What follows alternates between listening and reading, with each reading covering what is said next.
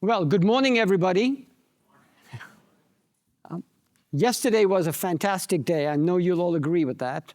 And today we hope to build on everything we learned about yesterday. And some of my takeaways from yesterday, and my biggest takeaway from yesterday was quantum is a matter of when, not if. So it's coming. And it's connected, as we learned yesterday, to generative AI and how generative AI and quantum work together. So today we have a fantastic panel to talk about the applications of AI, what are the risks, what are the opportunities, and how can you get started? So let me just begin by introducing the panel. We have a fantastic panel of esteemed business leaders and security and quantum experts and cyber experts. So let me start from my far left, Mike Baxter, the President and Chief Technology and Product Officer at Entrust, and he'll talk a little bit about what they do and how it's relevant to quantum. Greg Case, CEO of Aon, a global insurance brokerage brokerage firm. Jay Patel, the Deputy Special Agent for the FBI for cybersecurity and counterterrorism, so watch what you say. And Tom Wilson, the Chairman and CEO of Allstate. So why don't we just get started, because our time is short. I'd start, Tom, with you, and give us your perspective on the biggest opportunities that you see from quantum and how you see the linkage between that and all the work going on in AI today. Okay. So first, you're in good hands. Thank you. We're hoping to get rid of some mayhem for you now that my commercial's done. So first, we're all trying to figure out what quantum is, right? When you're leaning in and trying to understand what it is, you got to kind of segment the problem into various components. And so we look at quantum and think it's a great opportunity to solve really complex problems, big data sets, but also where the underlying data has some relationship that's predictable. So really good at molecular chemistry, so it should be great at helping figure out what kind of composition should you have a battery if you wanted to run at 60 to 80 degrees outside ambient temperature, and what kind of materials you have in it, because all those molecules have the same behavior. So we're focused really on those things that have greater predictability, as opposed to some things which I think quantum will be quite helpful on, where there's less predictability, like investor sentiment. So from our standpoint, we look at that, and that's mostly, if you use a restaurant analogy, it's like back of the house versus front of the house. So back of the house for us is pricing, underwriting, deciding what, I'll give you an example in a minute. Front of the house is where AI will live, which is really customer service, different kind of value proposition for customers. So we like to think of AI as front of the house. Quantum will be back of the house. So examples for us would be, like we try to give people the most accurate price. And so the hardest thing in houses is like, how much is it going to get damaged in severe weather? And of course, we're not thinking quantum computer will predict the weather. But we do think you can take all that weather data and take all the information about a house. So we have data on every roof house in America. So if we can take all that data on every house in America, so we know if it's covered, what kind of shingles it has, and whether there's branches over and all kind of stuff, and align it with lots of weather data, we can get the most accurate price for somebody on their house, which will enable us to do a better job. Another place we can do is auto pricing. In pricing, we have about 1 billion price points in a state like Illinois. Our competitors have the same. So if you're trying to figure out where you're competitive, it's not like going to Walmart and saying, oh, this version of this cooler is $9.99 and this one's $10.99. It's really, really complicated. And so we think using that which has got good, solid data underneath it will help us. So our first focus is there. I think eventually it'll help us with our customer value, but initially that's where we're focused. Thank you, Tom.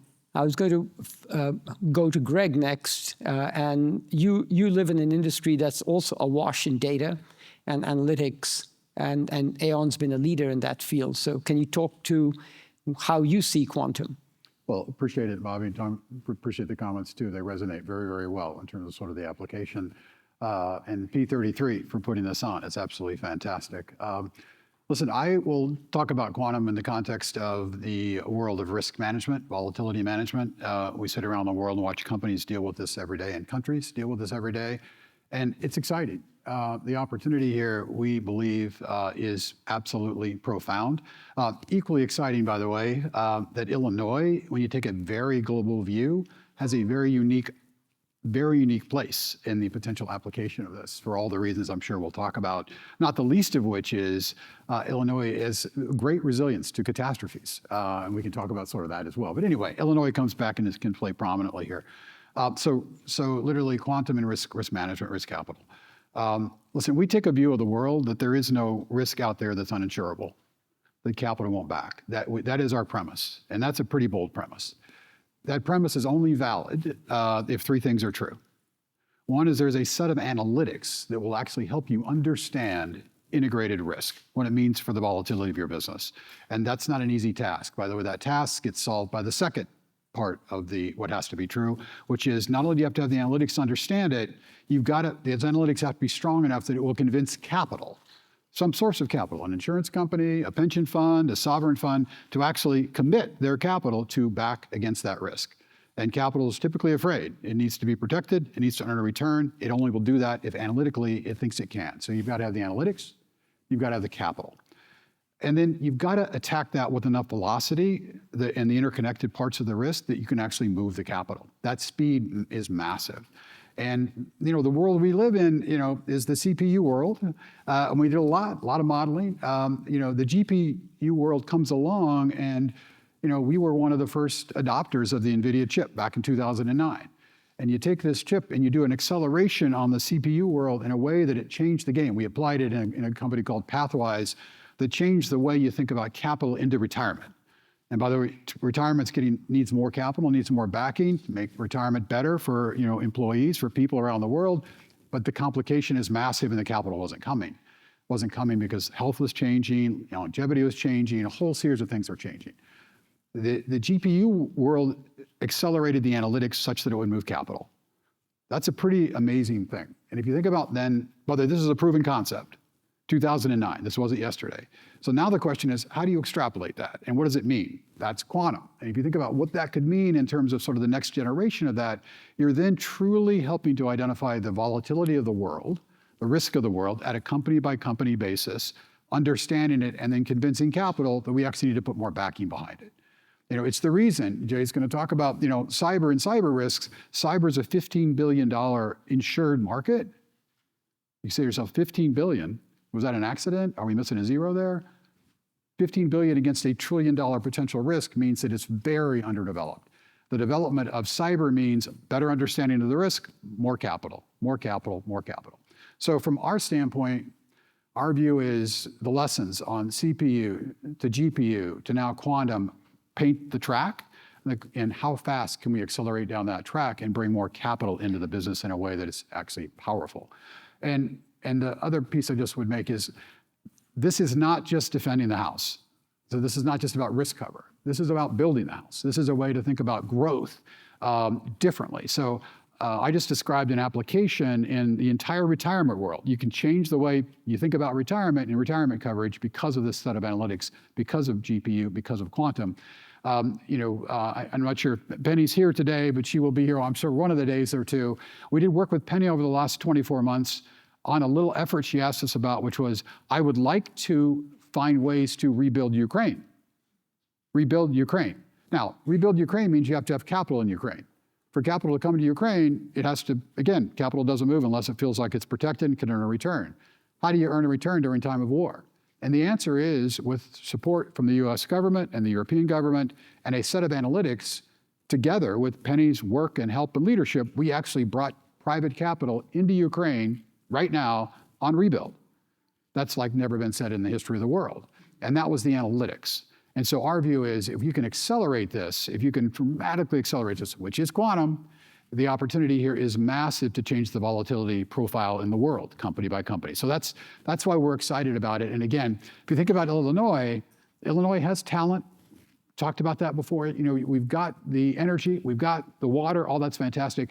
And believe it or not, when you look at the catastrophe profile of Illinois, which we look at them all around the world, it's an incredibly unique place to have talent, energy, and water all at the same time. That makes this a pretty unique place. I'm pretty excited about, when I think about the global view, what this could mean for Illinois as well. But it's as Tom described perfectly, this is a massive, this is epic in terms of what it could mean in terms of volatility for the world. Thank you, Tom. Thank you, Greg. I think it's a really, from my perspective, a great depiction of how the opportunities are interconnected, the analytics, the data, and then the attraction of capital, Greg, as you said, and the flow through of that, Tom, to very clear consumer benefits and benefits to businesses, and linking that all back to how unique Illinois and Chicago are in fostering this ecosystem. With opportunities, obviously, come risks. And so I wanted to turn over to Jay in his role at the FBI to give us a perspective on risks and maybe a perspective on how Gen AI has changed the risk profile in cyber and other areas, and how you might extrapolate that into the world of quantum. Yeah, absolutely. Make sure I can see your hands and don't make any sudden movements, with the FBI, we're always a little paranoid when we have large group gatherings because I don't know everybody here. With that, there is huge risk associated, cyber risk associated with this. And our mission to protect American innovation and the businesses, we're always looking at what are the threat actors up to and how the threat actors behind the keyboard, how are they going to leverage certain opportunities. So with generative AI and with AI in general, we started seeing threat actors, right? And on one side, we have the nation states, China, Russia, Iran, North Korea, government funded, backed, and we call them threat actors. I know sometimes when I say that, some folks get upset. They're like, why are you calling them threat actors? They are adversaries and criminals. The reason why we refer to them as threat actors is because they're employed by the government and they're serving the government, they're government servers, so they're actors of the government. And on the other side, you have these financial motivated criminals, right? They are independent and they're just motivated to get money. So from both sides, what we saw with generative AI is you used to get targeted, social engineered by getting spearfish emails. Majority of us have those emails that you get that they send you to make sure you don't click on it, right? From your corporations to train you. Now these threat actors, they send you emails that are really good. There's no spelling errors anymore. Their English is pretty good. Guess how they got so good?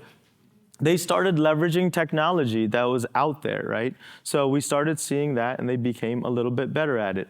Another automation is another aspect of it, and we started seeing them, instead of manually creating infrastructure to conduct these attacks, they started leveraging some of this automation. So now they can create multiple domains and they can get multiple VPSs and they can have logs that are automated to conduct some of their hacking activity. And these are just financially motivated criminals, right? They don't necessarily have the backing and funding of governments. And then if you look at the nation state side actors, they have a little bit more funding and some more better technology. So what we see them doing is they want to actually exploit those models so that you don't get, once you start trusting it, you don't get the right output, because once you start trusting it, you're not checking it. And what they want to do is they want to do things that are more insidious. They want to get in there and they want to manipulate just a little bit so that you are getting information that's not fully accurate.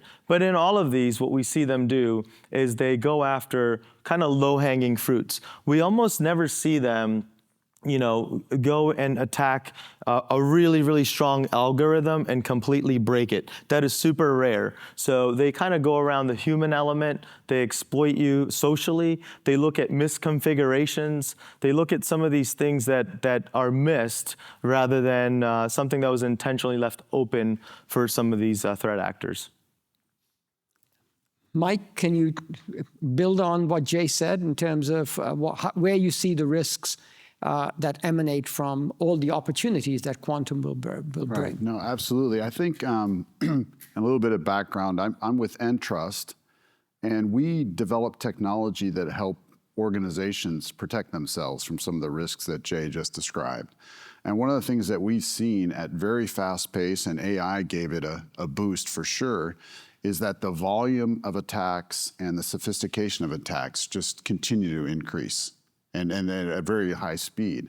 And so one of the things we were just talking in the room before we came on is that breaches have become so prevalent now. Even if you go back to the time when big organizations first got breached and you had to go down to Congress and explain what happened and stuff like that. Now it's to the point of if you've been breached, you either know it or you don't, but you've been breached, right? So what has changed in the whole security paradigm is to assume breach, and that you should be designing your defenses to assume breach. And there'll be a point to this in a moment, is that one of the ideas with that is NIST has come with paradigm about saying zero trust, if you've heard that, right? Don't assume that somebody, because they're in your ecosystem, has access to the things that they're there. And the other one is you need to encrypt your information like everybody's watching. Assume that somebody's going to get that information. So our reliance on encryption has just gone so much higher because of the volume and sophistication and effectiveness of these attacks, quite honestly. And so asymmetric encryption, think of RSA algorithms, elliptic, they talked about it a little bit yesterday, has become a foundational element of identity security, how we authenticate, how our organizations interact as we're going on this, all of us, on the digital transformation here. Well, this is kind of the side of quantum.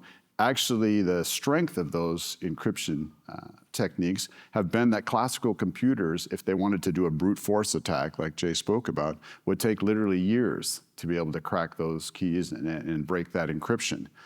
This happens to be one of those unique problems that the quantum computer can solve very efficiently, exponentially more quickly. And so one of the concerns we have, of course, is that we have these encryption that's throughout our enterprises, throughout our organizations, throughout our governments. You heard him talk about that a little bit with DoD yesterday, is the concern that the advent of quantum computing could actually break these technologies. And so we'll speak a little bit about how we can address that, but that's the biggest view that we have now, is that we're so heavily reliant on encryption now that we want to make sure that we can maintain that, the integrity of those systems. Jay, you had an interesting perspective also in the role of the FBI in protecting our enterprises, our IP as a nation, et cetera. So can you talk a little bit about that and how, in the world of quantum, that gets heightened potentially?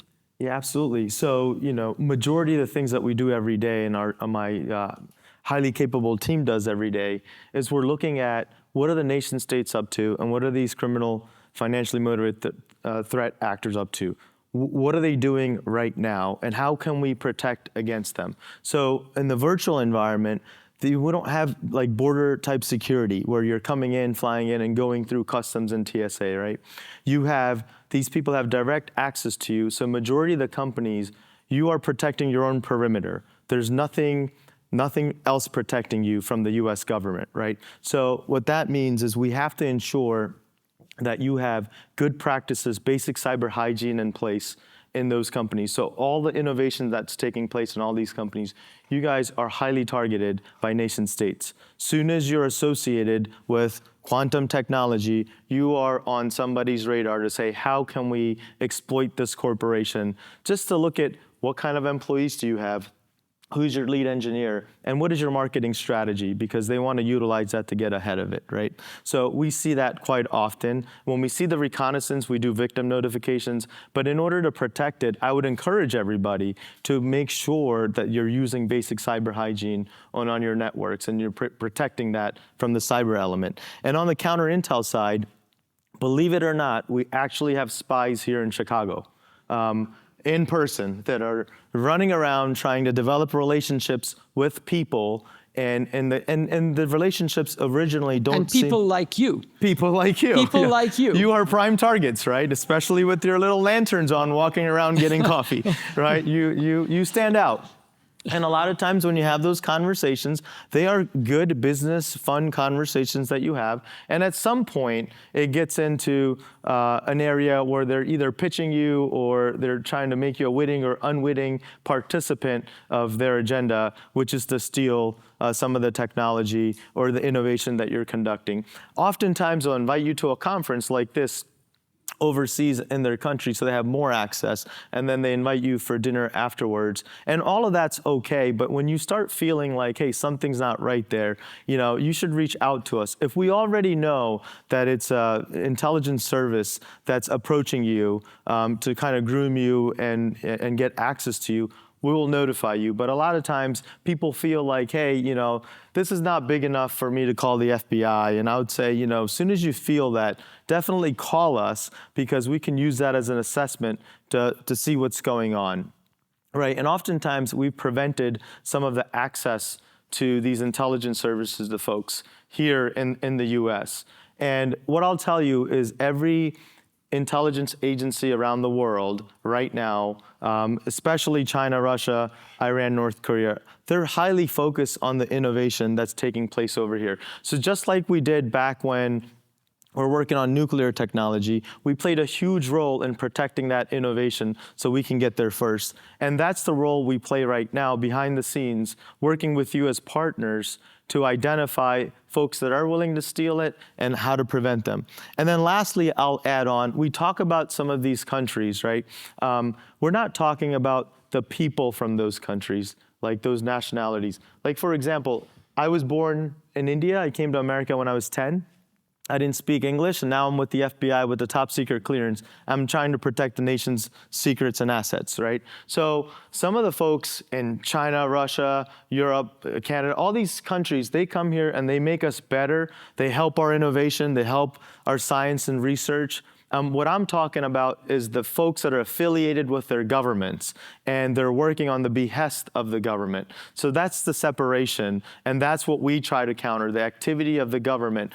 And the reason why we do that is because China actually doesn't have a separation between the private sector and the government. Everything in China is the government. So they compel the private sector over there to take all the information, access, and innovation that they have. Here in America, in the Western countries, we have a clear separation. Corporations have strong privacy. We don't have access to what the corporations are doing. When we need something, we need legal orders to go get something, or we need consent. So that's kind of how we look at that, and that's how we want to protect it, by partnering up with you guys. Jay, thank you. And so hopefully everybody received that caution loud and clear. So I think we want to now take the conversation, having talked about opportunities and risks, to talk about, even though quantum, practical day-to-day applications of quantum may be some time out, what can organizations do to get started? And so Greg, I'd go to you first and say, from an Aon perspective, how are you positioning your company to make the most of what this technology will offer? Well, we approached it a couple of ways, but I'm interested in hearing the rest of the panel. And anyone else out there who has ideas, we'll take them all. We don't have the solutions. We have some thoughts and some approach. One, for Aon, the first effort has really been around making sure we're operating as one Aon. Because I'm sure you don't have any of these challenges, but Aon, we operate in 120 countries with our 60,000 colleagues, and we're not always a unified group. So we've worked for a decade to try to be connected. So 16,000 of our 60,000 colleagues are in a group called Aon Business Services, which is really connected. So we can actually look at the data, ingest data, really kind of get the fundamentals in place in a way in which you can do the analytics I described before. And then, GPU, do the analytics faster, quantum, do the analytics, epically faster. So this is basically get our house in order in a way in which we're actually ingesting data, understanding data, bringing data in, making it proprietary in a way that it could actually matter to our clients. And that's been a pretty big effort. We've probably been working on that for a decade. Before quantum was around, we were working on that. Really important. The other piece then is just the applications. Because I described a couple of applications. Ukraine was an application. What's happening in cyber and, making cyber a $15 billion market, from that to a $50 or $100 billion opportunity to really make a difference. Huge. Climate, the applications in climate. What does it really mean to do something about climate and bring capital into climate? I mean, if you're building a data center and it's really going to matter, and you really have to put the risk cover around it, that literally is a game changer in terms of the application. And that quantum site's going to be built before quantum. So how do you actually get the applications in place? So for us, these real world examples of what it means to make a difference and how to make a difference, the real revenue attached to it, that's fundamental. So for us, that's helped us really understand some of the opportunities, but candidly, Bobby, some of the real challenges in terms of sort of how this goes. Even if you had quantum tomorrow, it's not like the world's going to stand up and sort of act, in a way in which you take the 250 trillion in capital I described before, and it's all of a sudden going to come to risk. So for us, that's the application. And then, you have certain assets that you have. Take stock of those. And that's what I was alluding to about Illinois. I mean, Illinois has got amazing talent, and by the way, spent a lot of time getting ready to make that happen. That didn't happen yesterday. Amazing natural resources as described in both energy and water. But we also happen to sit in a place in the world that's not susceptible to some of the trauma that makes this really structurally undesirable, which is called catastrophes. Catastrophes. So it's a cool thing. So take stock of your assets and think about how you can leverage those, and then it's in time. CPU, GPU, quantum, and along the way are some thoughts that we would put in the water in terms of sort of ideas. Great. Tom, could I come to you and ask how you're getting started, and maybe ask you to comment on talent and also how you're leveraging partnerships? Okay. First, maybe I'll start with pace. Yeah. Like, why do it now? Like, if it's 5 to 10 years away, like, why not just wait for somebody to do it and spend your time on AI or something else? Our assessment is that the pace of change has the potential to be quite rapid and break out. Here's our logic, that when you look at how change comes, you got to figure out what are the requirements, what are the barriers. And when we look at quantum, it seems like it's mostly an engineering barrier. There's not a lot of economic barriers. So that once you get the engineering done, the processing, the data, that can just happen pretty quickly. I'm going to compare and contrast that to autonomous vehicles, where the engineering's all done. Like, I was just out at Waymo. The engineering's good, the data's good, they know how to make it work. There's an economic barrier, though. The economic barrier is 280 million cars in America that are worth $4 trillion, 12 years old. You got to turn over at least some significant part of that fleet for autonomous vehicles to be in the marketplace. So when we look at those two, we're invested in both. We're doing we track 40 million cars every 15 seconds. So like we're into autonomous vehicles. But if you said the pace of change not likely to break out in like 2 weeks, are we going to have this?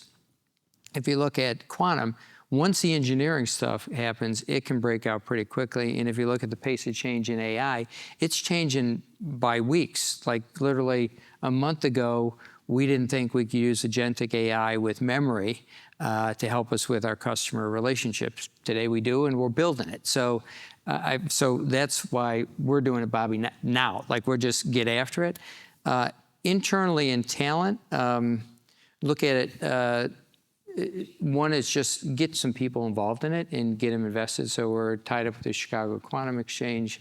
We're working on having talent that knows this, because what we have found in our other technology deployments is even if you're working on technology that turns out not to be right, you learn something and you from it, but also, as importantly, you build your business processes around it. So deploying this technology is interesting, but changing your business process is more complicated. So if I want to change, might go back to the homeowners. So I want to change the way we price homeowners. I got a whole bunch of stuff we got to change, filings and governments and all kind of stuff. So we like to think about it, if you were building a car, designing a car, and you had a 200 horsepower engine, but you knew you were going to get a 2,000 horsepower engine in about a year, you would build, the transmission would be different, the wheels would be different, the aerodynamics would be different. So you really have to know, like, start building that car as if it's going to happen. So we're building I would say I want to pick up on something Greg said, which is very intuitive and smart as a leader, which is culture, and how do you bring people together. And I think having one is brilliant. It's not easy to pull off when you got that many people in that many countries. But for us, it's also linked to how do you have a technology-driven strategy and a talent to do a technology-driven strategy as opposed to a strategy supported by technology. The second one is I got a plan, I want to do this, go build me some applications, some software that can help me do this with customers. The other one is to have people who have imagination and think, hey, with this quantum computing, we could do it completely different. We could change the way retirement's done completely.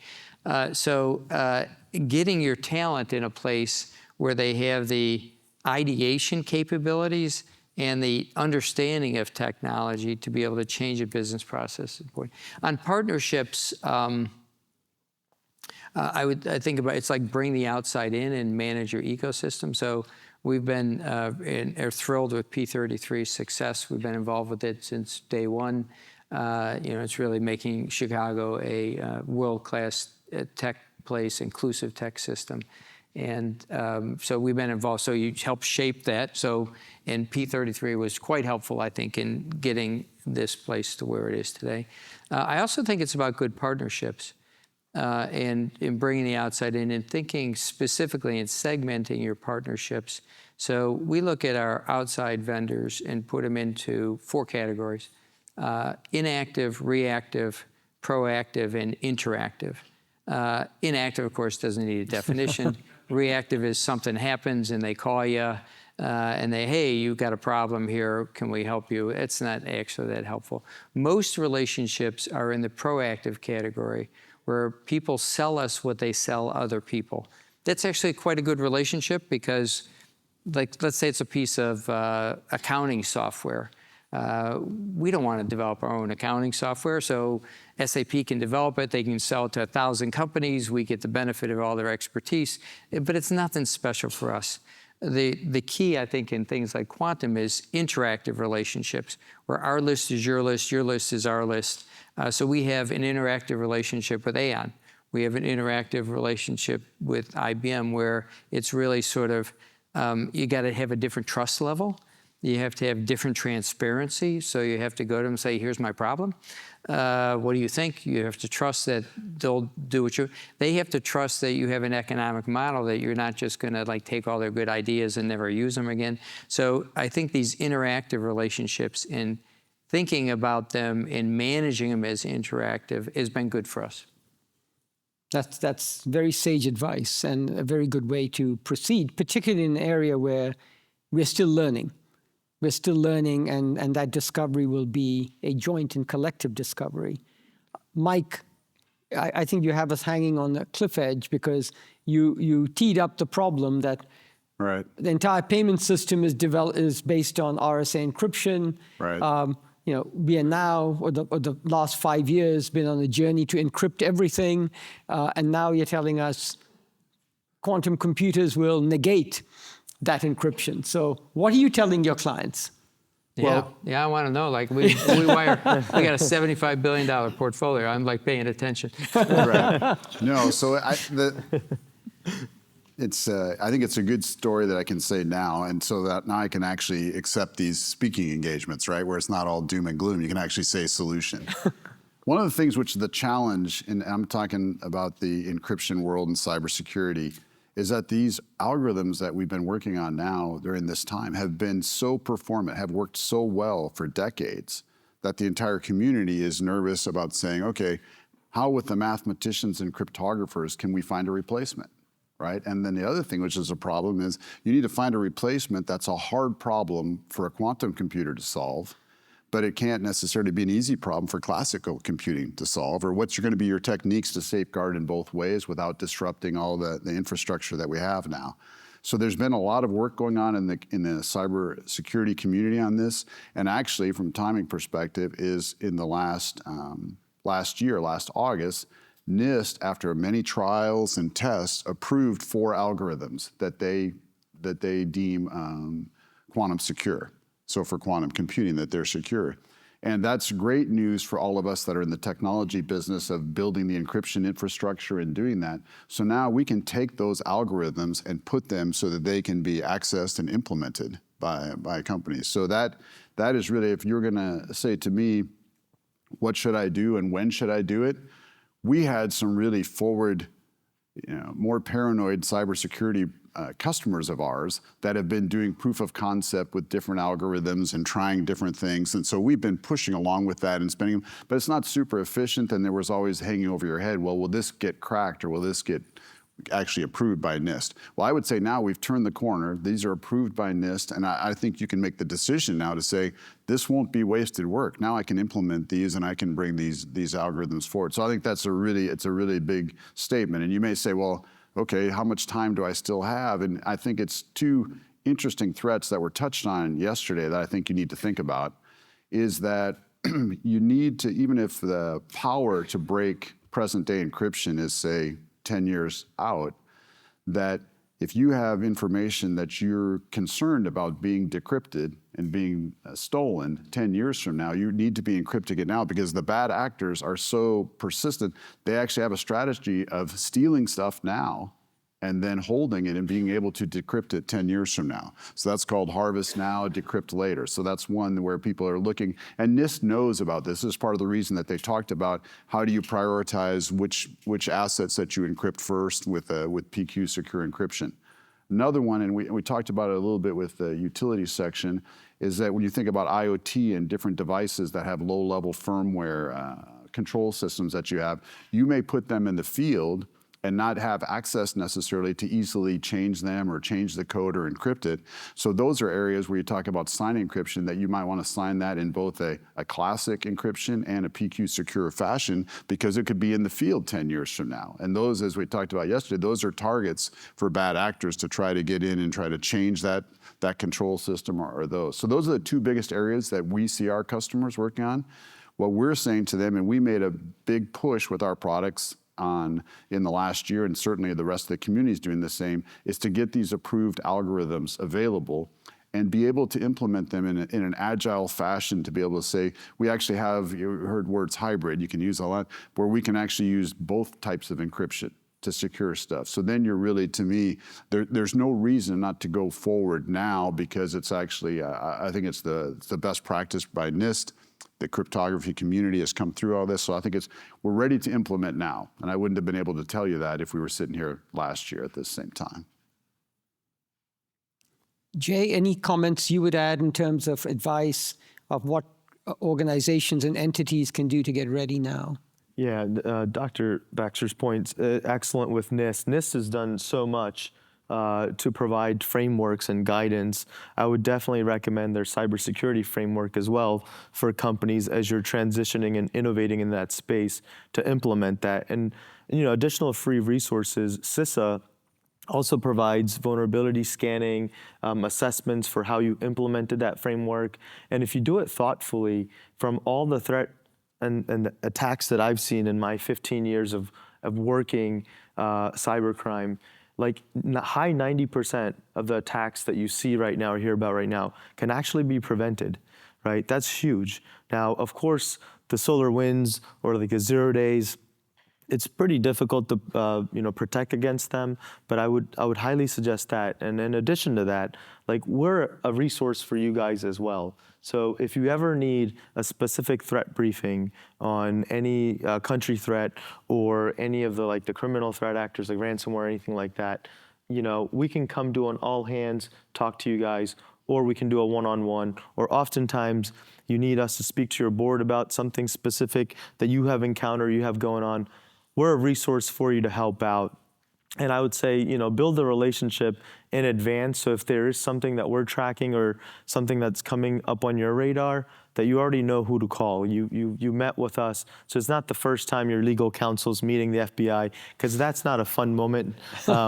There's always some hesitation. So if you normalize that, then it makes it a lot easier for you guys, and it makes it a lot better for us to help you protect what your interests are and what you're doing.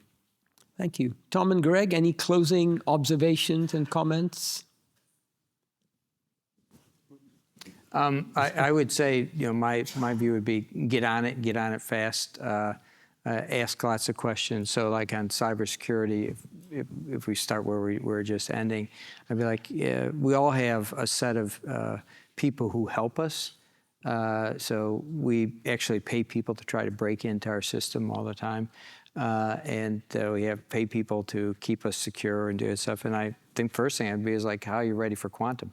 You just ask them the question. And they're probably not going to have an answer. But it's not developed yet, so they don't need an answer today. But if you start asking them the question, they'll start doing work on it. So first thing I would say is like get on this and get ahead of it. Back to the opportunity, because I think there's a tremendous opportunity here to just make the world better by leaning into this, and it's going to come on the wave. I'm not sure how quickly the wave of AI will rattle through, but that's coming very fast. And I would say build the skills and capabilities with AI to help you with quantum. So don't just think about, okay, how do we get AI done? Don't just do little AI, which is, you can use little AI and, speeches and stuff like that. You can put it into Google Notebook LLM and it can spit it back. I would call that little AI. Even doing some customer service work is little AI. For our standpoint, the way we're trying to do is take a really hard problem. Don't take a problem that is easy to solve, it's going to do the job, and you can declare victory. Take something that you don't really think can get done. You'll learn more from that hard problem than you will from the easy problem, and it'll help raise your aspirations on the type of opportunity. So, do I think we can actually get a very specific price for every homeowner in America based on 20 years of weather data and roof data and that kind of stuff? Not with conventional computers. But if we start working on it with conventional computers by the time, and we're working on quantum algorithms at the same time, then we can figure out what does the quantum computer do, what does the other computer do, how do we hook it together. So I would work on really hard problems that have big opportunity. Well, so I think Tom captured it unbelievably well. There's some themes in his comments I would maybe draw out and amplify. An incredibly aspirational tone. Against a monumental opportunity, but an aspirational tone, and because it's easy to take the road that's easy to travel. Don't do it. The opportunity is immense. The second thing Tom described is you're going to make. Well, at least we have humbly made progress on the journey, not in the destination. And so, literally, the idea that you can begin the process in an aspirational way is compelling, irrespective of the timing. Is it 10 years, 8 years, 6 years, whatever? That's incredibly powerful. We have found that you have to start where you are. So where are you? And candidly, the definition of where you are right now is hard. Yeah. Right. Literally, where would you rank yourself in your organization and where you are? Literally, the capabilities you've got, how you can actually process those, how you can actually iterate on those. So understand where you are. And then, as Tom described, I think so eloquently, write down where you want to be, and then ask the question, how is this going to help me get there? And that process for us has been illuminating, profound, painful at times in terms of where it is, but that process has been incredibly helpful, and the journey has been incredibly helpful. But make no mistake about it, we're massively excited, aspirational about what this can mean in the fullness of time. Massively aspirational, and so don't underestimate what this could really mean, and miss that opportunity for your businesses. Yeah. Thank you to the panel. I hope you guys got a perspective on how to move from theory to applications and how to get started. And I'm just reminded of a comment someone made yesterday that we are very good at probably overestimating the impact of any new change in the short term and underestimating its impact in the medium to long term. And I think what you heard from all of our panelists was basically that message. And thank you, Tom, Jay, Greg, and Mike. Thank you all.